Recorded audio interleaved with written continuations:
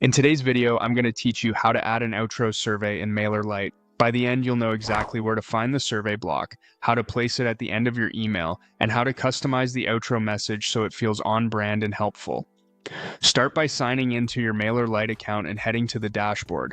From there, open the campaign section. We'll create a fresh email so you can see the full flow. Click Create, and when you're asked for the campaign type, choose Regular Campaign. This is perfect for a standard newsletter or announcement. Continue by clicking Choose. You can start from scratch or pick a template. If you're new to the editor, a simple template can save time and keep your layout consistent. Once you're in the email editor, look to the left sidebar. Open the special section and drag the survey block into your email.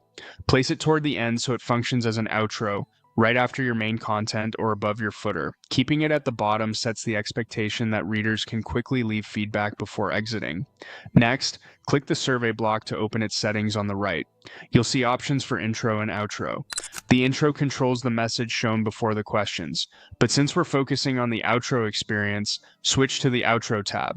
This is where you craft the thank you or follow-up message that appears after someone completes the survey. Keep it concise, appreciative, and clear. For example, thank your readers for their time and briefly explain how you'll use their input. A friendly note here often improves completion rates and makes the interaction feel thoughtful. Now, add your question content. Choose Add a Question template to speed things up. Pick a template that matches your goal, such as a quick rating or a short multiple choice, so it's easy for readers to answer without scrolling. A shorter survey at the end of an email typically performs best, so 1 or 2 focused questions is usually enough. When you're happy with the questions and the outro text, click Save Settings. This locks in your changes to the survey block. Finally, select Done Editing to exit the block and return to your email layout. You've placed the survey in the right spot, added ready-made questions, and written a clear outro message that closes the loop with your audience. That's it. You've successfully added an outro survey in Mailerlite.